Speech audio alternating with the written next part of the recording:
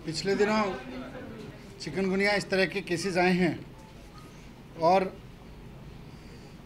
इसका जो क्राइसिस सामने आया है, अभी सरकार ने एक मुहिम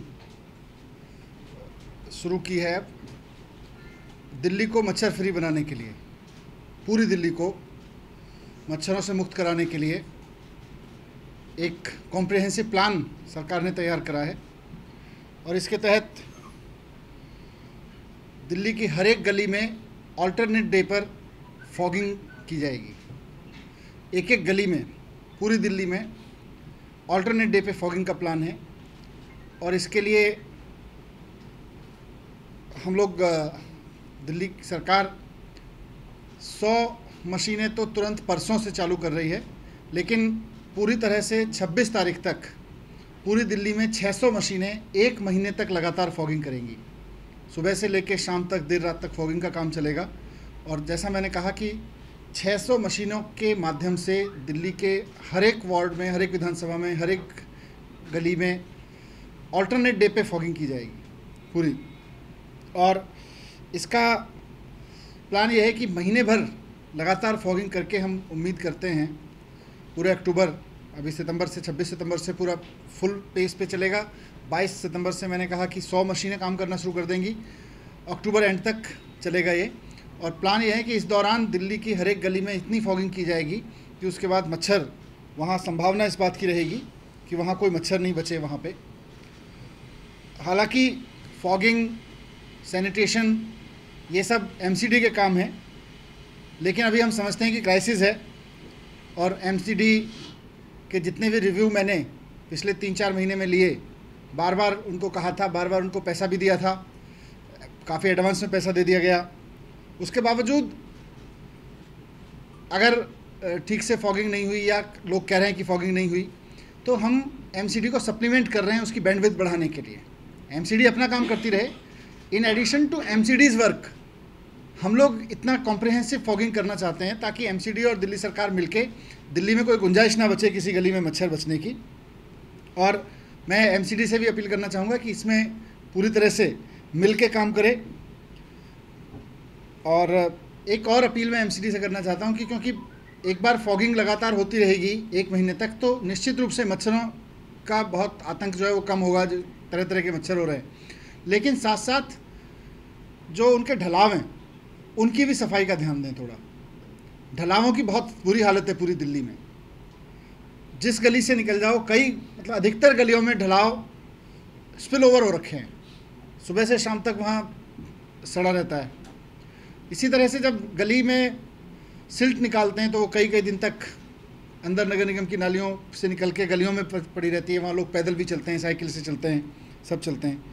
तो थोड़ा उसको भी कोई कॉम्प्रिहेंसिव प्लान बना के, ऐसा प्लान बनाएं कि दिल्ली में एक तरफ बहुत इंटेंसिव फॉगिंग का प्रोग्राम चल रहा हो, दिल्ली के एक एक ढलाव से लगातार सफाई हो रही हो और दिल्ली की सड़कों पे कहीं कोई सिल्ट ना पड़ी हो। तो इससे हम सारे मिलके दिल्ली में डेंगू, चिकनगुनिया, मलेरिया इन सब से लड़ भी सकते हैं और आगे के लिए भी दिल्ली को सुरक्षित कर सकते हैं। ये मेरा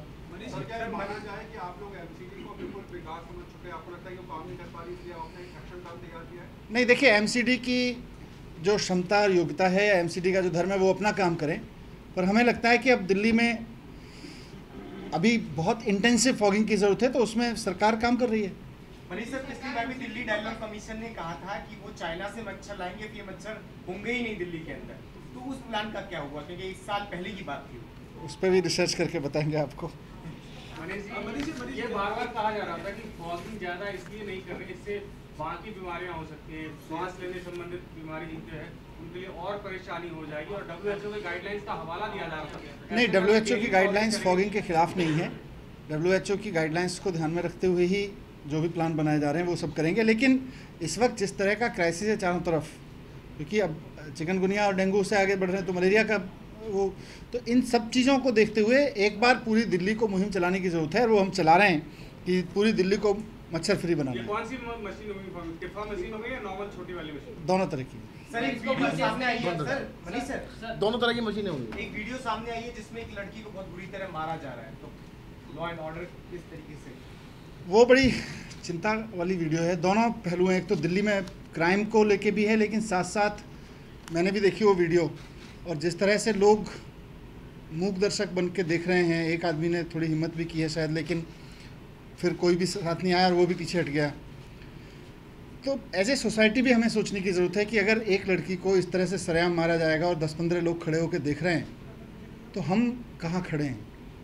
साथ साथ निश्चित रूप से जो क्रिमिनल्स हैं उनके मन में डर नहीं है पुलिस का, उनके मन में लॉ एंड ऑर्डर का कोई डर नहीं है, वो साफ दिख रहा है, बार बार घटनाएं होती हैं।